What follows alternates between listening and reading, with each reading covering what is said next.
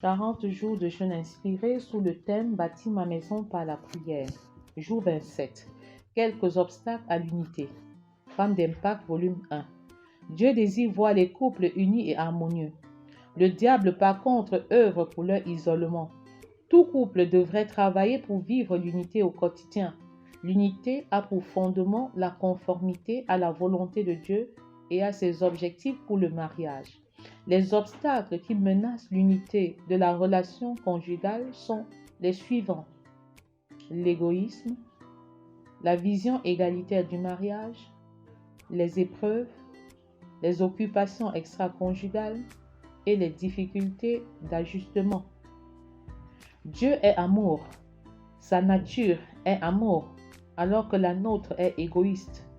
C'est pourquoi nous n'appréhendons pas la nécessité de donner comme principe de vie chrétienne. Acte 20, 35 dit à suffisance qu'il y a plus de bonheur à donner qu'à recevoir. La vision égalitaire du mariage est une menace importante à la relation conjugale. Elle s'inscrit en opposition de phase avec la perspective divine du mariage qui a pour base l'amour inconditionnel. Cette vision s'oppose au plan de Dieu parce que l'amour de l'autre est tributaire ou dépendant de ses performances. Dans cette dynamique où l'amour authentique est absent, l'unité du couple est impossible. Selon qu'il est écrit, « Et quand je distribuerai tous mes biens pour la nourriture des pauvres, quand je livrerai mon corps pour être brûlé, si je n'ai pas l'amour, cela ne me sert de rien. » 1 Corinthiens 13, 3. Les épreuves de la vie sont des dangers importants qui détériorent la relation conjugale. Ces épreuves peuvent être l'absence de l'enfant ou de travail au sein de la relation conjugale. Quand le couple choisit de voir les épreuves comme des atouts pour bâtir leur caractère, les conjoints sont plus édifiés, mais dans le cas contraire, c'est la destruction totale. Selon qu'il est écrit dans 1 Corinthiens 10, 13, « Aucune tentation ne vous est survenue qui n'ait été humaine, et Dieu qui est fidèle ne permettra pas que vous soyez tentés au-delà de vos forces. Mais avec la tentation, il préparera aussi le moyen d'en sortir afin que vous puissiez la supporter. » Les occupations extra-conjugales sont une forme de fuite de responsabilité qui encourage le développement personnel au détriment du développement du couple. Elles renvoient aux activités qui excluent l'autre. Ainsi, les programmes chrétiens peuvent revêtir la forme d'occupation extra-conjugale. Un couple impliqué dans les occupations extra-conjugales ne saurait servir le conjoint ou la conjointe comme Christ a servi, d'après Matthieu 20, 28. C'est ainsi que le Fils de l'homme est venu, non pour être servi, mais pour servir et donner sa vie comme la rançon de plusieurs. Étant donné que personne n'entre dans le mariage étant parfait, les ajustements s'imposent. Ces ajustements sont des efforts fournis par chaque conjoint pour l'harmonie de la relation conjugale. La qualité et la quantité des ajustements sont fonction des motivations qui vous ont poussé au mariage et des incompatibilités liées à l'éducation, au background et à la culture, etc. Principe du jour. Le pardon est une puissance salvatrice et libératrice. Pardonne et libère-toi. Pardonne et libère-toi. Prions ensemble. Prions pour la femme et avec la femme. Père, nous te rendons grâce pour nos difficultés. Nous te rendons grâce pour nos faiblesses. Nous te rendons grâce pour les difficultés d'ordre financier. Nous te bénissons, Seigneur, pour nos faiblesses, parce que les faiblesses ont une portée divine dans notre vie. Les faiblesses nous amènent à rechercher ta face. Les faiblesses nous amènent à venir vers toi. Les faiblesses nous amènent à dépendre de toi. Et nous te disons merci. Merci, Père, pour les moments difficiles. Merci pour les moments de joie. Au nom puissant de Jésus.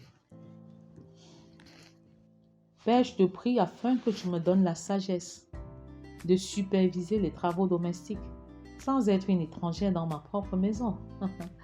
Sans être une étrangère dans ma propre maison. Selon que Proverbe 31:15 dit, elle se lève lorsqu'il est encore nuit et elle donne la nourriture à sa maison et la tâche à ses servantes. La sagesse, Seigneur, pour superviser les travaux. Je délègue les travaux sans démissionner. Je ne confonds pas délégation et abandon. Je ne confonds pas délégation et démission. Je supervise les travaux de ma maison. Je ne suis pas une étrangère dans ma maison. L'aide ménagère n'a pas plus d'autorité dans ma maison, n'a pas plus d'autorité dans ma maison que moi. J'ai besoin de ta sagesse pour faire la part de choses. Je veux dépendre de toi, Seigneur. Et je refuse toutes sortes de maltraitances dans ma maison. Qu'il s'agisse des enfants adoptés, des enfants adoptifs ou des ménagères dans ma maison. Je traite avec amour. Je traite chacun avec grâce, avec pardon, avec miséricorde, avec compassion. Demande pardon, toi, femme qui a souvent eu à maltraiter tes femmes de ménage, qui a eu de mauvais rapports avec tes femmes de ménage. Demande pardon à Dieu. Et s'il est possible, demande-leur pardon si c'est nécessaire ou quand c'est nécessaire. Autant que cela dépend de toi, recherche la paix. Recherche la paix avec ceux de ta maison. La paix avec tous, la paix avec chacun. La paix sans laquelle tu ne verras pas Dieu. Ô Père, ô Père, ô Père. Comment as-tu traité tes enfants? Y a-t-il eu une distinction entre tes propres enfants et les enfants adoptifs? Comment as-tu traité ta femme de ménage?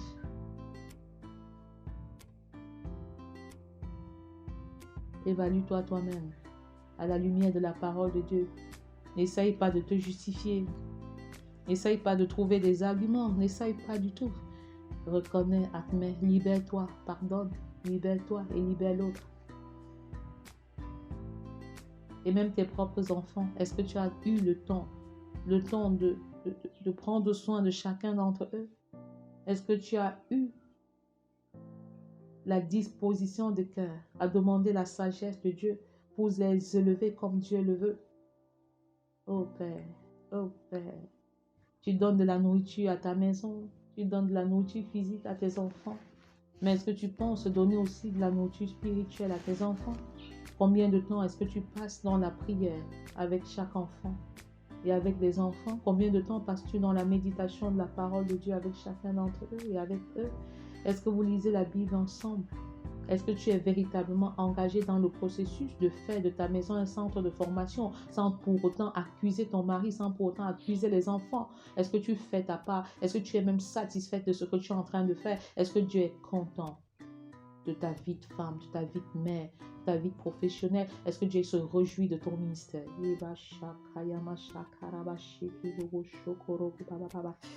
Parle à l'Éternel de manière libre et libérale. Mais reviens au bon sentiment. Renonce à toi, parce que tu ne peux pas accomplir une tâche noble à la hauteur de ce que le Seigneur attend de toi. Mais dis à Dieu, fais-le à ma place. Saint-Esprit, fais-le à ma place. Saint-Esprit, fais-le à ma place. Au nom puissant de Jésus. Père, je te prie pour que mon mari recherche l'unité et accepte le plan de Dieu pour le foyer. Oui, le quitter, le s'attacher et le devenir une seule chair de Genèse 2:24 est salutaire, salutaire, salutaire. Seigneur, montre-nous ce qui nous retient encore. Montre-nous ce qui nous empêche de quitter véritablement. Que nous quittions et que nous donnions la possibilité à nos parents de nous laisser quitter. Que ce soit une réalité dans nos maisons. Une réalité, parce que tant que nous ne quittons pas, nous ne pouvons pas bâtir l'unité. Tant que nous ne quittons pas, quitter de manière multidimensionnelle. Le quitter est douloureux mais salutaire. Quand vous ne quittez pas, vous n'êtes ni marié ni non marié. Vous êtes dans une sorte de confusion qui ne dit pas son nom. Enseigne-nous à quitter. Montre-nous comment quitter en élevant, en honorant nos parents, en nos parents. Babaya Karabashike Bobo Shokoro Babaya Kasha Karabashaka Yamashike. Bobo yokoro kubaba yakasha karaba sheke bobo shokoro kubaba yakasha karaba baba. Je confesse que nous sommes unis. Je confesse que nous sommes unis. Nous sommes unis par la puissance du Saint-Esprit. Nous le sommes. Au nom puissant de Jésus. Prions pour les couples. Père, je prie afin que mon couple accomplisse le plan parfait de Dieu, en comptant uniquement sur ta puissance. Ne vous enivrez pas de vin, c'est de la débauche. Soyez au contraire remplis de l'Esprit. Éphésiens 5, verset 18. Père, nous comptons sur ta puissance pour bâtir l'unité. Nous comptons sur ta puissance pour être complémentaires et pour travailler comme une équipe interdépendante. Je vois une femme qui dit, mais mon mari n'accepte pas agir avec moi, travailler avec moi. Non, tu n'as pas besoin de te plaindre parce que le mari céleste est là. Il est disponible, il te tend la main. Il te fait même la cour, mais tu n'es pas sensible à ses avances. Le mari céleste est là. Jésus est disponible à temps et à contre-temps. Quand le mari est indisponible, quand le mari ne veut pas prier, ne le force pas. Quand le mari terrestre ne veut pas prier, ne le force pas. Mais par contre, toi, prie pour toi et prie même pour lui si c'est possible. Autant que cela dépend de toi, ne te décourage pas. Parce que le Seigneur te soutient dans cette entreprise noble. Ne te décourage pas. Parce que tu sanctifies ton mari par ses bonnes œuvres. Que ces bonnes œuvres soient notre parure intérieure au nom puissant de Jésus. Merci, Seigneur, parce que tu nous accordes la grâce d'agir en tant que foyer, en tant que couple uni, complémentaire. Tu nous donnes aussi la grâce d'avoir des bébés sur le plan spirituel, mais aussi des bébés sur le plan de la foi. En tant que couple, Seigneur, donne-nous d'être dans le champ de mission ensemble. Donne-nous d'évangéliser ensemble. Et si ton mari est réticent, si ta femme est réticente, va et fais-le pour le bien et le bien-être de tout le couple. Va et fais-le sans te plaindre. Le Seigneur bénira et récompensera tes efforts. Il bénira même ton foyer par ce que tu es en train de faire au nom puissant de Jésus. Oh Père, enseigne-nous à demander pardon à nos enfants. Toutes les fois où nous n'avons pas réussi à les éduquer comme cela se devrait. Donne-nous de ne pas avoir honte de demander pardon à nos enfants. Accorde-nous la grâce de ne pas avoir honte de leur dire nous n'avons pas pu faire ceci comme cela se devrait. En fonction de leur âge, bien sûr. En leur expliquant de telles choses sous la direction du Saint-Esprit, dans la dépendance au Saint-Esprit, nous les amenons aussi à voir nos limites, à voir nos manquements, mais aussi à prier pour nous, à intercéder pour nous. C'est aussi une opportunité en or pour qu'ils corrigent nos manquements une fois qu'ils seront grands, une fois qu'ils seront mariés, une fois qu'ils vivront dans leur propre maison. Nous nous appuyons sur Proverbe 28, 13 pour te formuler cette demande. Et ce texte dit, celui qui cache ses transgressions ne prospère point, mais celui qui les avoue et les délaisse obtient miséricorde. N'aie pas honte de confesser ton péché à l'endroit de tes enfants, au temps convenable, au temps opportun. Fais-le dans le but de les bâtir, de les édifier et non de les traumatiser. Fais-le pour qu'ils s'améliorent demain. Au nom puissant de Jésus, la confession n'est pas un aveu de faiblesse, mais un aveu de force, un signe de maturité. N'hésite plus, vas-y et fais-le, et fais-le, et fais-le encore. Au nom puissant de Jésus. Prions pour nos familles. Père, je te bénis parce que tu nous accordes le privilège de confesser les péchés de nos enfants et de les sanctifier comme l'a fait Job. Dans Job 1, verset 5, Job confessait les péchés de ses enfants chaque jour. Oh, quelle responsabilité!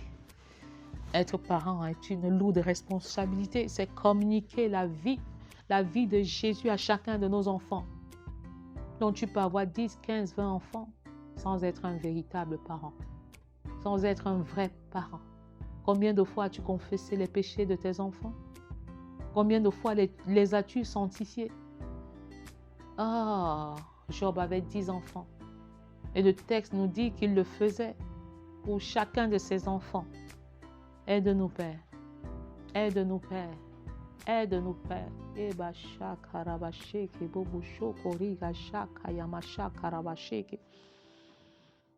Présente chacun de tes enfants maintenant à l'autel de grâce. À l'autel de grâce. Confesse le péché des uns. Que ce soit la désobéissance, que ce soit l'incrédulité, que ce soit l'impureté, que ce soit l'impudicité. N'aie pas peur, n'aie pas honte.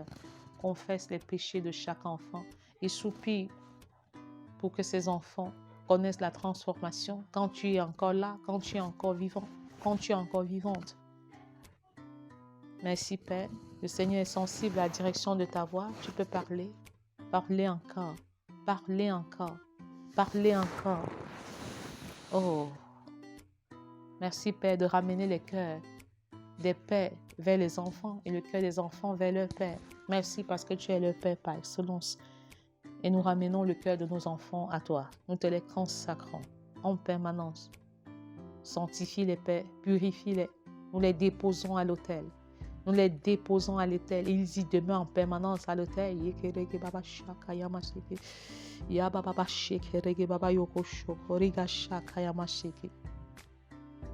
Accomplis parfaitement ta volonté au travers de leur vie.